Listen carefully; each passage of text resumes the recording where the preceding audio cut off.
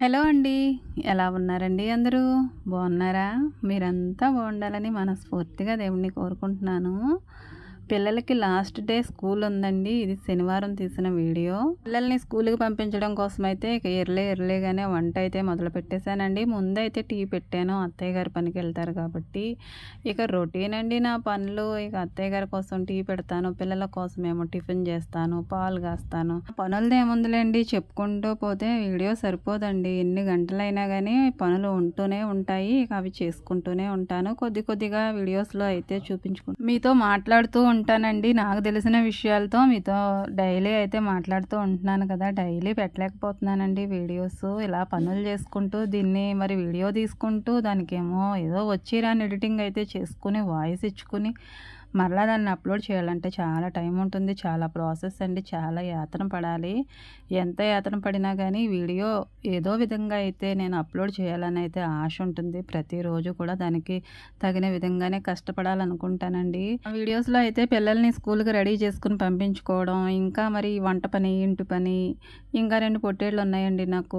వాటిని చూసుకుంటూ వాటికి మేత పెట్టుకోవడం, వాటికి కావాల్సిన పోషణ అందించుకోవడం, ఇంకా చాలా పనులు చేసుకుంటానండి. రోజు పనులనేవి ఒకే విధంగా ఉండవు కదండి. ఒక్కో రోజు ఒక్కో పని ఉంటుంది. అలా ఏ రోజు ఏ పని చేస్తామనేది తెలియదు. అవన్నీ కూడా నేను వీడియోస్ రూపంలో అయితే మీతో మాట్లాడుతూ ఉంటున్నాను. మా ఇంట్లో అయితే నేను ఎలా ఉంటానో ఏంటో అనేది వీడియోస్ రూపంలో అయితే చూపిస్తున్నాను కదండి. చాలామంది సిస్టర్స్ అయితే మీ అత్తయ్య గారు మీ ఇంట్లో పరిస్థితులు అన్నీ కూడా మీకు అనుకూలంగా ఉన్నాయి కాబట్టి మీరంతా కూడా పాజిటివ్గానే మాట్లాడుతున్నారు. నెగిటివ్గా ఉండే వాళ్ళు కూడా ఉంటారు. చాలా భయంకరమైన వాళ్ళు ఉంటారు. అలాంటి భర్తలు, అత్తలు అందరూ చాలామంది ఇంట్లో ఉన్న సమస్తం మరి ఒక కోడలుగా ఉన్నప్పుడైతే తన మీదకి ఫైర్ అయ్యే అవకాశం ఉంటుంది కదండి. అలాంటి వాళ్ళతో చాలా టార్చర్, నరకం అనుభవిస్తున్నామమ్మా, నీకేముంది, నువ్వు బాగానే చెప్తున్నావు మాటలనైతే ఎప్పటి నుంచో నాకు కామెంట్స్ అనేవి వస్తున్నాయి కానండి. నేను వాటిని కొంచెం పక్కనే పెట్టాను. ఎందుకంటే వాటి గురించి మాట్లాడే అవకాశం వచ్చినప్పుడు మాట్లాడొచ్చానైతే వాటిని అలా ఉంచాను. వాళ్ళకి రిప్లైస్ ఇవ్వలేదు. ఒక ఆడపిల్లగా మనకి పెళ్ళయిన తర్వాత అత్తారింటికి అడుగు పెట్టేటప్పుడు ప్రతి ఒక్క అమ్మాయి గుర్తుంచుకోవాల్సిన విషయం ఏంటంటే మన ఇష్టాలన్నీ అమ్మ నాన్న దగ్గర ఉన్నప్పుడు, పుట్టింటి దగ్గర ఉన్నప్పుడు మాత్రమే అని ప్రతి ఒక్కళ్ళు గమనించాలండి. ఒకవేళ మన ఇష్టాలు అత్తారింటి దగ్గర కూడా నెరవేరుతున్నాయి అంటే మనకన్నా అదృష్టవంతులు ఉండరు. ప్రతి ఒక్క అమ్మాయికి ఇలా జరగాలని ఏమి ఉండదు కదండి. కొంతమంది అత్తారిళ్ళు అయితే మరి వాళ్ళకి నచ్చిన విధంగానే ఉండాలి. వాళ్ళు ఎలా చెప్తే అలాగే వినాలి. పుట్టింటి దగ్గర ఉన్న ఫ్రీడము అత్తింటి దగ్గర ఉండదు కదండి. అలాంటప్పుడు మనము చాలా కన్ఫ్యూజన్గా లోనైపోతాము. చాలా బాధపడతాము, భయపడతాము. ఏమనిపిస్తుందంటే అమ్మ నాన్న దగ్గర ఉన్నప్పుడు ప్రతిదీ నా ఇష్టమే, కానీ ఇక్కడ అన్నీ వాళ్ళ ఇష్టమే అని ప్రతి ఒక్క అమ్మాయికి కూడా అనిపిస్తుందండి. కానీ మన ఇష్టాలు ఏమీ చలనవసరం లేదండి. కనీసం మనల్ని మనుషులుగా గుర్తించకుండానే బాధిస్తూ ఉంటారు. ప్రతి దానికి ఏదో ఒకటి సణుగుతానే ఉంటారు, గొణుగుతానే ఉంటారు. ఒక్కొక్క అమ్మాయికి టార్చర్ తప్పదు. కానీ మరి అందరూ కూడా అదే విధంగా ఉండరండి. మనం ఒక ఇంటికి వెళ్ళామంటే మన పద్ధతులు కూడా మార్చుకుని వెళ్ళాలి. కనీసం అక్కడికి వెళ్ళిన తర్వాత అయినా వాళ్ళని చూసి వాళ్ళు ఏ విధంగా ఉంటున్నారు, వాళ్ళ బిహేవియర్, వాళ్ళ పద్ధతులు, వాళ్ళ పరిస్థితులు, వాళ్ళ ఇంటికి సంబంధించి ఏ విధంగా మెయింటెనెన్స్ చేస్తే వాళ్ళకి నచ్చుతుందో మనం కూడా అదే విధంగా ఉండాలండి. అంతేగాని మన ఇంటి దగ్గర మనం ఎలా ఉన్నామో ఇక్కడ కూడా అదే విధంగా ఉన్నామంటే అందరూ ఒప్పుకోరు కదండి. ఎవరి ఇంటికి తగ్గ పరిస్థితులు వాళ్ళకు ఉంటాయి కాబట్టి మనం అక్కడికి అలా ఒదిగిపోవాలన్నమాట. అలా కాకుండా నా ఇష్టమే నెరవేర్చుకోవాలని చూస్తే కష్టాలు పాలు అవడం తప్పదండి. ఎంత వాళ్ళ ఇష్టానికి అనుగుణంగా మసులుకున్నా, ఎంత వాళ్ళని అర్థం చేసుకున్నా, ఎంత వాళ్ళని కలుపుకున్నా, ఎంత వాళ్ళతో మంచిగా ఉన్నా కానీ వాళ్ళు మాత్రం మమ్మల్ని వేరుపరుస్తూనే ఉన్నారు. నేను ఎంతగా వాళ్ళలో కలిసిపోదామన్నా కానీ నన్ను ఇంకా వాళ్ళు బయట పెడుతూనే ఉన్నారు సిస్టర్ అని ఒక సిస్టర్ అయితే చెప్పారు. మీకేం తెలుస్తుంది సిస్టర్, టార్చర్ పెట్టే ఫ్యామిలీస్ ఉంటాయి. వాటిలో ఒక్కసారి మీరు చూస్తే ఆ టార్చర్ అనేది ఏంటో మీకు అర్థమవుతుంది. అంతా మంచిగా ఉన్నప్పుడు అందరూ మంచిగానే మాట్లాడతారు. ఒక్కసారి నరకం అంటే ఏంటో ప్రత్యక్షంగా చూసినట్టు ఉంటుందని అయితే చాలా బాధపడింది ఆ సిస్టర్ అయితే. ఏం చేస్తామండి, మన తలరాత అనుకోవాలి. సాధ్యమైనంత వరకు మనం అత్తారింటి దగ్గర ఏ విధంగా ఉండాలో అదే విధంగా ఉన్నప్పటికీ కూడా మనకి టార్చర్ ఎక్కువైపోతూ ఉంటే మనము వాళ్ళని ఎంత కావాలనుకున్నా వాళ్ళు మనకి నెగిటివ్గానే ఉండి మనల్ని వద్దనుకుని కాళ్ళదనుకుంటుంటే వాళ్ళ దగ్గరే ఉండి వాళ్ళతోనే చివాట్లు పెట్టించుకోవాల్సిన అవసరం అయితే మనకు ఉండదు కదండి. మన బ్రతికేదో మనం చూసుకోవచ్చు. వాళ్ళలో ఎంత కలిసి ఉన్నా ఎంత వాళ్ళని చూసినా కానీ వాళ్ళు ఎప్పుడూ కూడా మనం మైనస్గానే మాట్లాడుతూ ఉంటే అలాంటి వాళ్ళ దగ్గర ఉండే కన్నా మన బ్రతికేదో మనం బ్రతకడం మంచిది కదండి. మన పిల్లల్ని అలాగే భర్తని మనం చూసుకోగలము.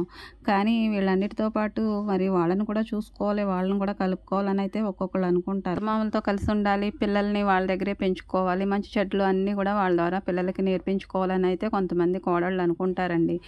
వీళ్ళు అనుకుంటే సరిపోతుందండి, కలుపుకోవడానికి వాళ్ళు కూడా ముందుకు రావాలి కదండి. కలుపుకోవడం అంటే ఏముంటుందండి, ఒక ఇంట్లో ఉండడానికే ఇష్టపడట్లేదు, ఒక కుండలో అన్నం ఎలా తింటారండి, కొందరు ఇష్టపడరు. ఇక అలాంటి వాళ్ళకి దూరంగా మన బ్రతికేదో మనం బ్రతకడం మంచిది కదండి. కొంతమంది ఉంటారు పెద్దవాళ్ళు, అత్తయ్య మామయ్య వాళ్ళు, వాళ్ళేమో కోడల్ని పిల్లల్ని కొడుకుని దగ్గర పెట్టుకోవాలనుకుంటారు. కానీ కోడలు ససేమిరా వద్దంటది వాళ్ళని.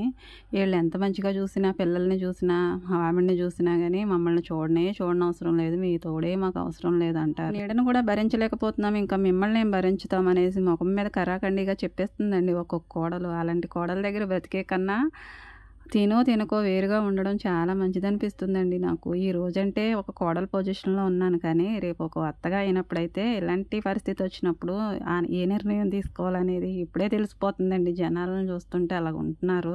తర్వాత భార్యాభర్తలు ఒకరికొకరు బంధంగా ఏర్పడతారండి. ఆ బంధంతో పాటు చాలా బంధాలు ఏర్పడతాయి. అత్తయ్య మామయ్య, ఆడపడుచులు, బావగారులు, మరిదిగారులు, ఇంకా చాలా ఇలా కలుపుకుంటూ పోతే ఆ ఫ్యామిలీస్కి సంబంధించి చాలా మనకి బంధాలు అనేవి ఏర్పడతాయి. అన్ని బంధాల కన్నా ప్రాముఖ్యమైనది ఏంటంటే భార్య భర్త వాళ్ళిద్దరూ కలిసి ఉండడమే కదండి. వీళ్ళిద్దరూ కలిసి ఉంటేనే కదా మిగతా బంధాలకి వాల్యూస్ అనేవి ఉంటాయి. వాళ్ళే కలిసి లేనప్పుడు ఇక మిగతా బంధాలను ఏం కలుపుకుంటారు చెప్పండి. కొంతమందికేమో అదో బాధ, అసలు వాళ్ళే కరెక్ట్గా ఉండలేకపోతున్నారు, ఇంకా మిగతా బంధాల గురించి ఇంకా ఆలోచించడానికి ఇంకేముంటుందండి. కొంతమంది అయితే భర్తే కావాలి, పిల్లలే కావాలి, అవతల వాళ్ళతో పని లేదంటారు. మంచిదండి, భర్త కన్నా ముఖ్యమైన బంధం ఏమీ లేదనుకుంటున్నాను నేనైతే. ఇక ఆయనతో పాటు మిగతా వాళ్ళు కూడా కావాలనుకుంటే మనం బ్రతకగలం, కానీ ఇక ఆవిడ అక్కర్లేదనుకుంటే మనం ఆవిడ పంచను కూడా మనం ఎక్కడ ఉండలేము, నిలబడలేము.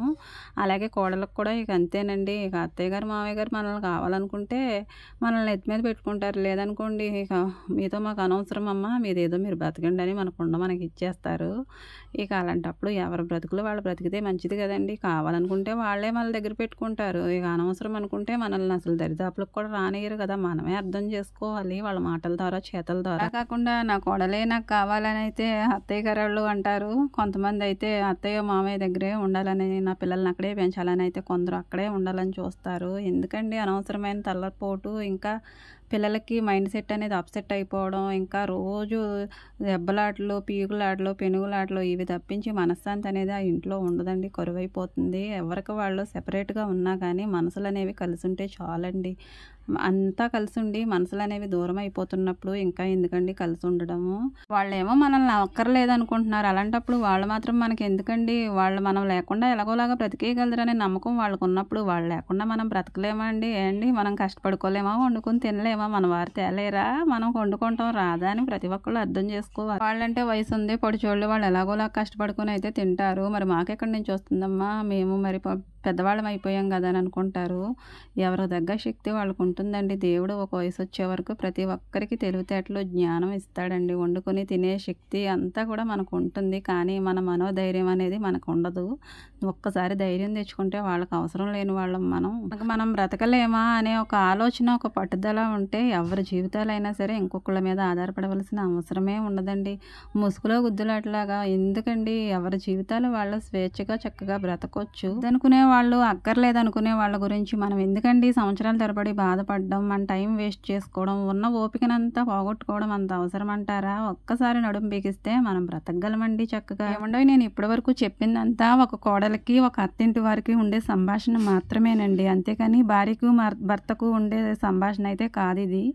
ఎందుకంటే భార్యాభర్త కలిసి ఉంటేనే కదండి మిగతా బంధాలు అనేవి పటిష్టంగా ఉంటాయి.